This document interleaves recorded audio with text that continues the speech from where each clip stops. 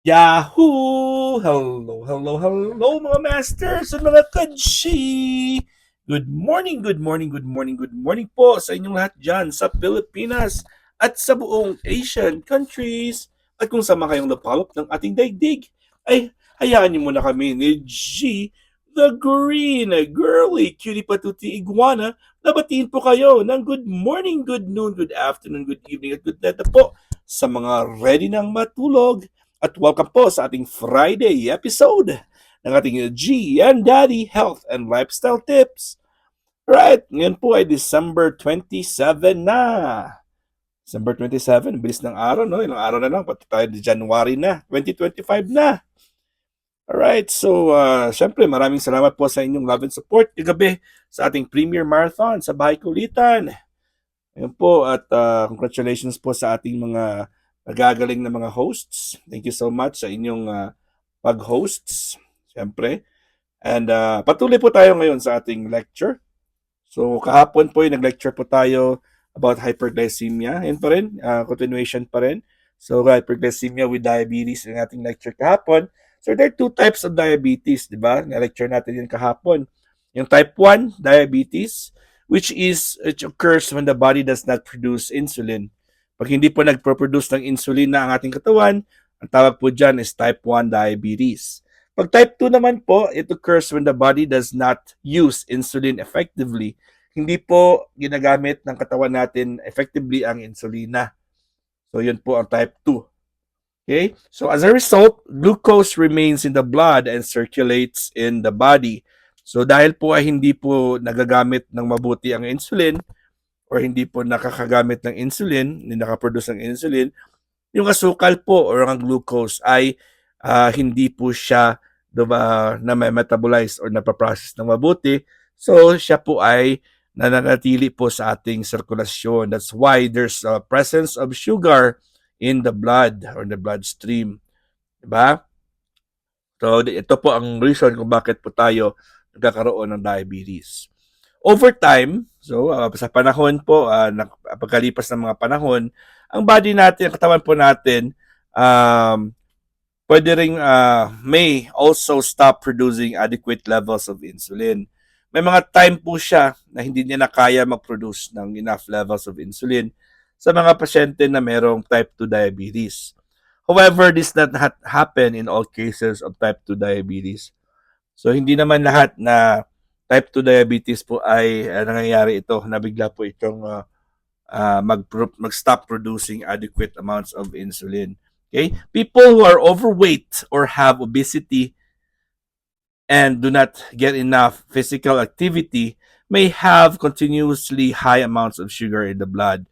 So sa mga kilala natin diyan or sa mga tao na medyo obese na po or overweight na po sila, above na po yung weight nila sa kanilang limit or sa normal weight na supposed to be na kailangan nila ma-attain. So hindi mo talaga maiiwasan na mataas po ang sugar levels, ang presence of sugar sa kanilang dugo. Yan, very, very common po yan, mga masters and mga ka-G.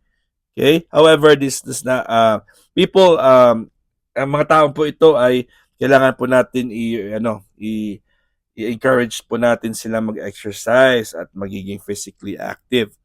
Diba? Kailangan natin talaga. This makes the body resistant to insulin, meaning glucose cannot enter the cells and builds up in the blood. Hindi dahil po sa wala pong insulin, hindi na po parang susi kasi yun ng insulina eh. So pag meron sugar or meron glucose, so para pumasok po yung glucose sa ating cells, para po ito ay magiging nourishment, para magiging converted into energy, mangyayari kailangan po ng insulin para pumasok po ito sa cells natin para magkaroon tayo ng energy. Dahil wala po tayong insulin na very active or very or hindi po siya available o hindi po siya nagagamit ng katawan natin, what happens is ang katawan po natin ay ang insulin, ang glucose po ay mananatili po sa labas ng cells natin. So ito po ay magiging present po sa ating bloodstream. So sa ating dugo at sa ating mga nerves, sa ating arteries and veins, nandun po yung sugar. So hindi po siya napaprocess ng mabuti. Yun, di ba mga masters? Tandaan po natin yan ha. Okay? So, this makes the body resistant to insulin, meaning glucose cannot enter the cells and builds up in the blood. Eventually, this can lead to type 2 diabetes. So, magiging type 2 diabetes po siya kasi hindi po hindi po nagiging effective ng insulin sa ating katawan. Hindi na po nagagamit ng katawan natin, ng pancreas, hindi siya nakaproduce ng mabuting or good kind of insulin.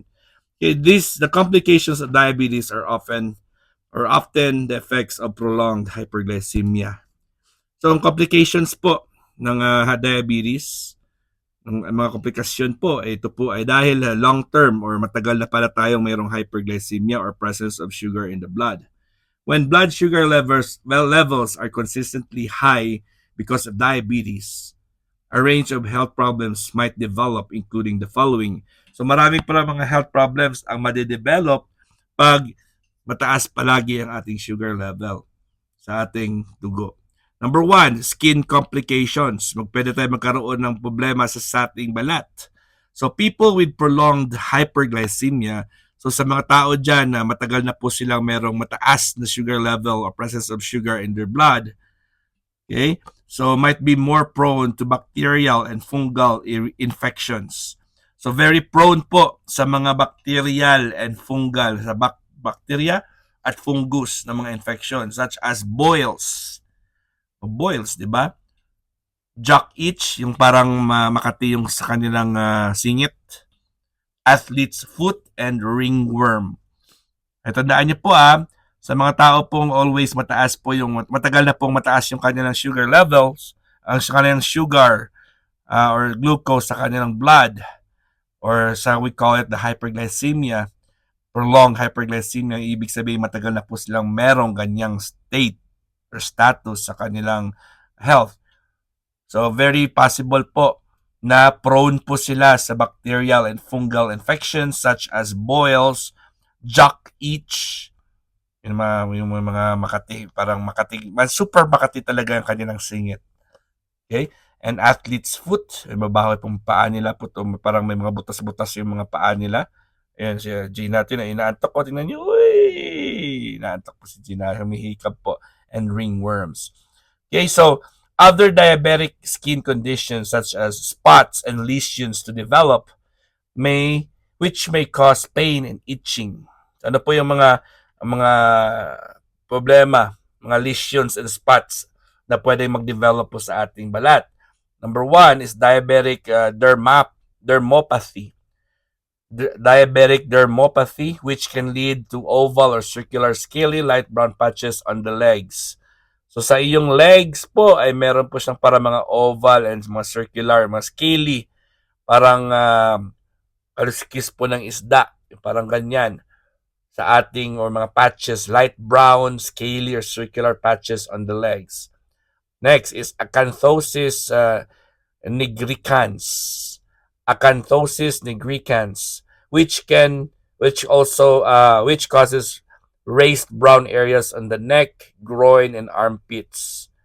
So meron po siyang parang medyo makapal-kapal na brown areas or mga brown na balat.